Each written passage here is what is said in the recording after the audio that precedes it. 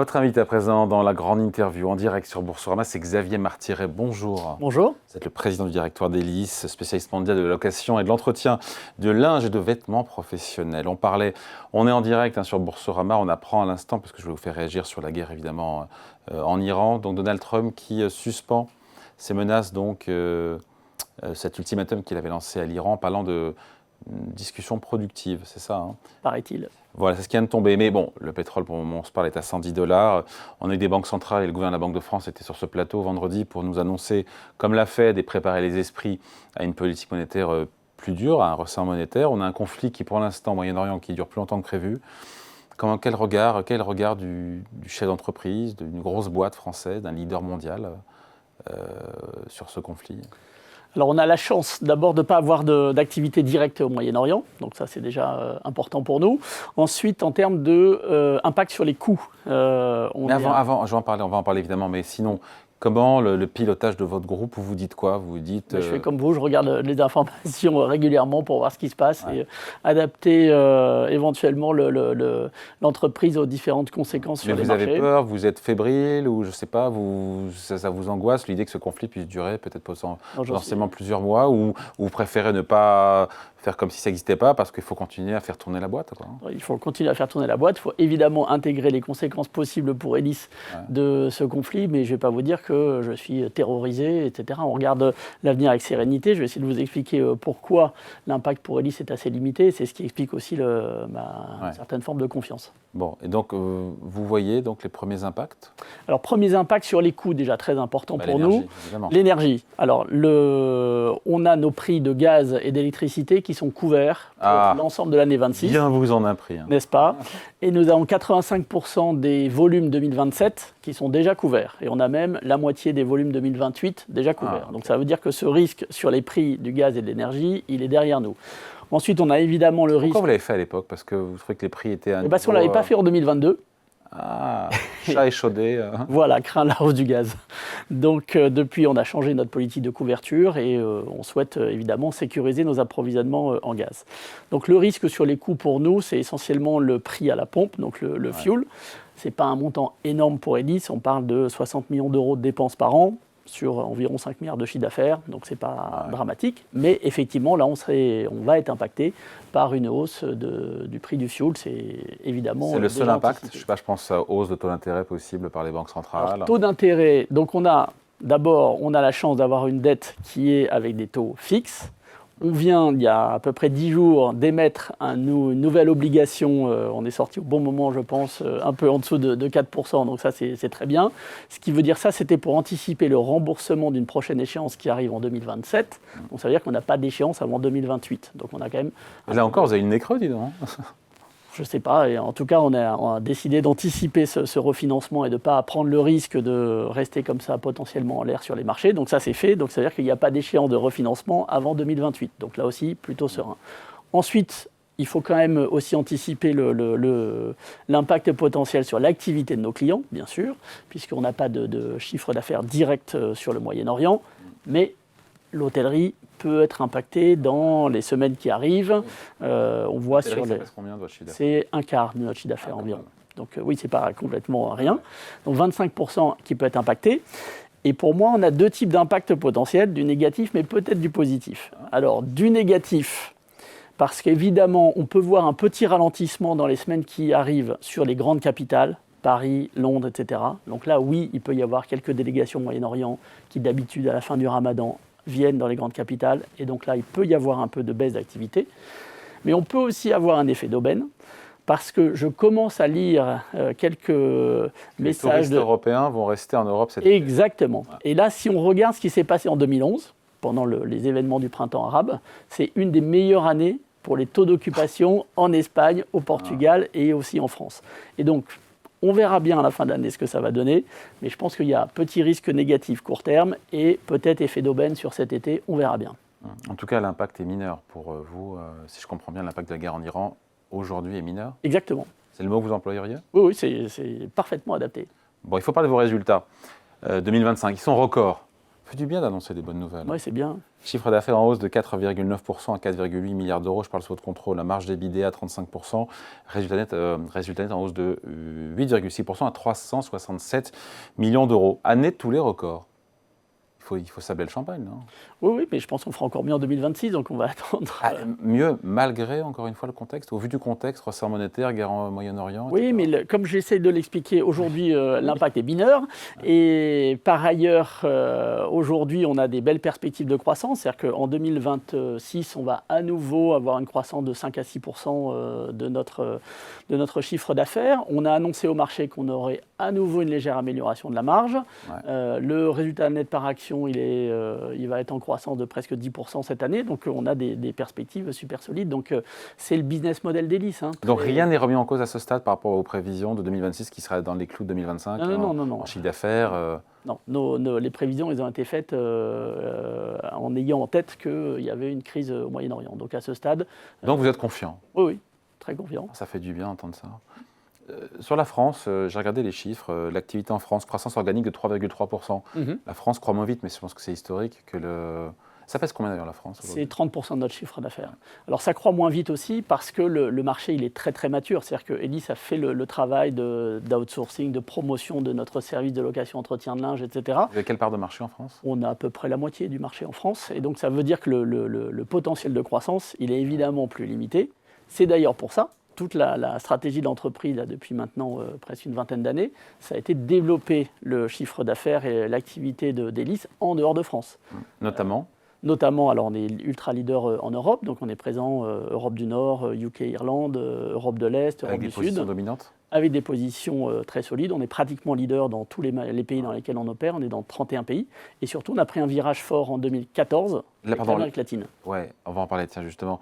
Là, vous n'êtes pas encore leader en Europe, mais vous aimeriez l'être. Alors l'Allemagne, on est aujourd'hui numéro 2, numéro 3, numéro 2 en ce moment en Allemagne. Donc, c'est pas bien. Voilà, on peut faire mieux, mais j'espère. Avec de la croissance externe, possiblement? Oui, bien sûr. Ça fait partie aussi de l'ADN d'Elis, de faire régulièrement beaucoup d'acquisitions, 5 à 10 acquisitions en moyenne tous les ans. Et l'Allemagne, comme le marché est encore assez fragmenté, offre de belles perspectives. L'an dernier, on a réalisé 3 acquisitions en Allemagne. Et il y a potentiellement des acquisitions plus importantes qui pourraient arriver. En tout cas, oui, bien sûr, et de la croissance externe, c'est ce qui nous permettra d'atteindre notre but et donc de devenir numéro 1 en Allemagne un jour. Parce qu'on voit en fait vos clients, alors on voit la restauration, l'hôtellerie, mais c'est toutes les activités professionnelles. Oui, on habille aujourd'hui 5 millions de personnes en Europe. Vous avez 5 millions de personnes en Europe qui, tous les jours, portent un uniforme qui appartient à Elis et qui est entretenu par Elis. Donc, on couvre tous les secteurs d'activité, industrie, commerce, services. Les pays en Europe, vous n'êtes pas présent ou vous ne comptez pas l'être? Alors, où on n'est pas présent, il y a quelques pays dans les Balkans, etc., où aujourd'hui on n'est pas présent. Ce sont des petits marchés, mais je ne dis pas qu'on ne compte pas l'être un jour. Sinon, on couvre mais quand même... sur tous les gros marchés, oui, on est... aux États-Unis, avant de parler d'Amérique latine? Non, États-Unis, on n'est pas présent aux États-Unis. Eh bien, pourquoi?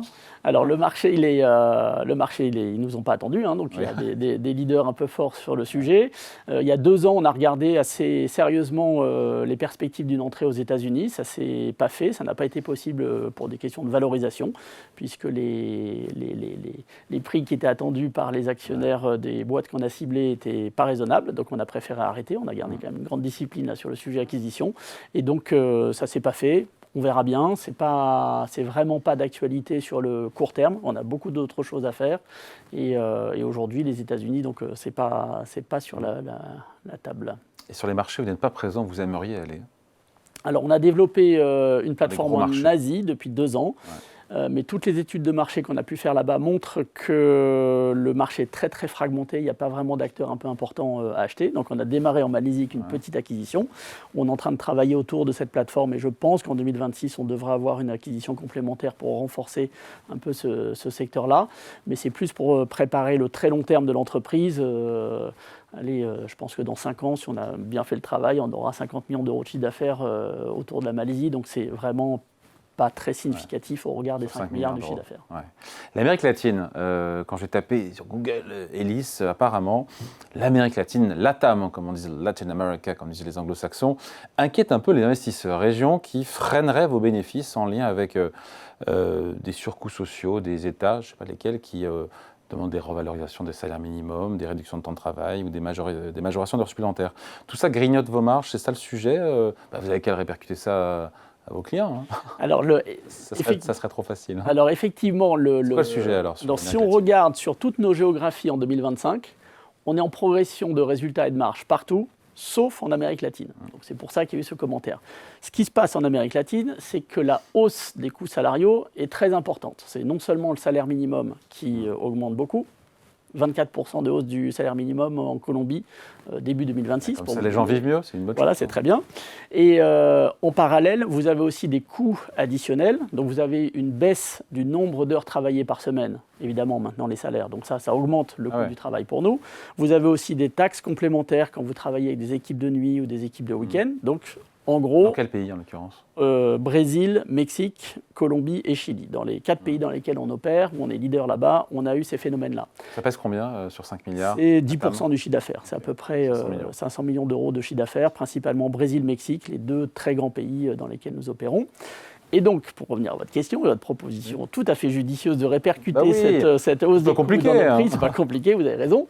Bon, le truc, c'est qu'on a quand même une part de contrats publics assez importante dans le portefeuille de chiffre d'affaires au LATAM, c'est-à-dire qu'on a plus de 70% du chiffre d'affaires fait avec la santé, beaucoup de santé publique, et dans tous les contrats santé publique, notamment au Brésil, la formule de hausse des prix, elle est bloquée au niveau de l'inflation. Et donc, quand vous avez un petit mismatch, c'est-à-dire vos coûts qui montent plus vite que l'inflation, il vous faut, là en ce moment, on est 5-6% à peu près sur l'inflation dans ces pays-là en moyenne. Et la hausse des coûts, elle est plutôt de 7-8. Et donc, vous avez un petit délai avant de voir l'inflation du pays qui rattrape l'inflation des coûts. Ce n'est pas dramatique. C'est d'ailleurs pour ça qu'on a indiqué qu'en 2026, on attendait au pire une stabilisation de la marge au LATAM. Donc, ça veut dire que rien de dramatique. Rien de dramatique. Je suis d'accord avec vous. Non, quand je vous écoute comme ça, si ce que vous dites est vrai, hein. Rien de dramatique. J'espère que vous n'en doutez pas quand même. Non, pas une seule seconde. Bon, les dividendes, il faut qu'on en parle. On est sur Boursorama en hausse de 7% pour l'exercice 2025. Programme de rachat d'actions qui peut aller jusqu'à 500 millions d'euros. Il y a une sorte d'accélération sur la redistribution aux actionnaires. Il y a envie de chouchouter vos actionnaires? Alors, en fait, tout est lié à l'histoire du désendettement d'Elis. C'est-à-dire, il y a quelques années, on avait un levier donc, de dette sur EBITDA qui était considéré comme trop lourd. Combien? On était au-delà de 3,5 et quelques. On a désendetté et déleveragé très très vite. Moins de 2 aujourd'hui. Moins de 2. On a fini l'an dernier, on était un peu en dessous de 1,8. Donc on est maintenant dans une position où évidemment, en capacité le cash qu'on génère, eh bien, on peut le redistribuer plus généreusement à nos actionnaires. C'est ce qu'on a commencé en 2025 et c'est ce qu'on poursuit évidemment en 2026. Le cours de l'action gagne 10% sur un an. 40% sur 3 ans, 75% sur 5 ans. Satisfait par ce parcours boursier? C'est linéaire, c'est... Voilà, mais j'espère que ce n'est pas la fin du film, hein, parce qu'on était encore bien au-dessus là, il y a 15 jours, 3 semaines. Et puis c'est proche de vos plus haut quand même. Oui, bien sûr. Mais c'est en lien aussi avec l'évolution de tous les métriques financiers de l'entreprise. Quand vous voyez le résultat net par action qui galope régulièrement, c'est quand même logique que le cours de bourse suive Comment vous qualifiez ce parcours boursier d'Elis? Il est à l'image de l'entreprise, c'est-à-dire on a une croissance rentable très régulière et on a un parcours boursier là maintenant depuis 2-3 ans qui suit cette progression régulière. Et comme on a des perspectives qui sont encore très positives pour le futur, que les multiples de valorisation d'Elis ne sont pas très élevés. Ah, j'ai pas regardé, mince. C'est peu, parce que vous voyez, on va finir l'année avec un résultat net par action autour de 2 euros. Ouais. Et aujourd'hui, on avait un cours à 27-28, donc à 13-14 fois les revenus par action, c'est assez faible. Par rapport à vos concurrents, c'est quoi? Alors, je me rends pas compte. Il n'y a pas de concurrents cotés, donc c'est assez difficile de se positionner. Si vous comparez, les seuls comparables cotés sont aux États-Unis. Et oui, là où vous n'avez pas acheté. Les multiples sont très combien? À 20, 30? On est à 40, plus de 40 fois pour un Cintas. Oui, allez vous faire coter aux États-Unis. Encore faudrait-il avoir un peu de business là-bas. Oui, voilà, c'est ça en fait le truc. Après, les investisseurs ne sont pas complètement idiots. Si vous n'avez pas de business aux US, ce n'est pas parce que vous avez coté là-bas que vous avez immédiatement les meilleurs multiples. Qu'est-ce que vous dites, on finit là-dessus, Xavier Martiré, aux investisseurs qui nous regardent, qui n'ont pas d'actions Elis en portefeuille, pour les convaincre? Vous leur dites quoi? Pour les convaincre qu'ils ont peut-être une fenêtre d'opportunité en ce moment, parce que je pense que là, la baisse actuelle du cours, on a perdu comme tout le monde 15 ou 20% depuis le début de la crise au Moyen-Orient, absolument pas justifié par rapport aux fondamentaux d'Elis et au fait qu'on n'a pas d'impact sur cette crise. Donc je pense que là, il y a un point d'entrée qui est une opportunité à saisir. Je note point d'entrée. On a combien? À saisir. On a combien là? Là, on est autour de 24. Opportunité à saisir. Voilà. Allez, merci pour cet entretien avec vous. Xavier Martiré, donc le président du directoire d'Hélice, invité de la grande interview en direct, également replay sur Boursorama. Merci à vous. Merci.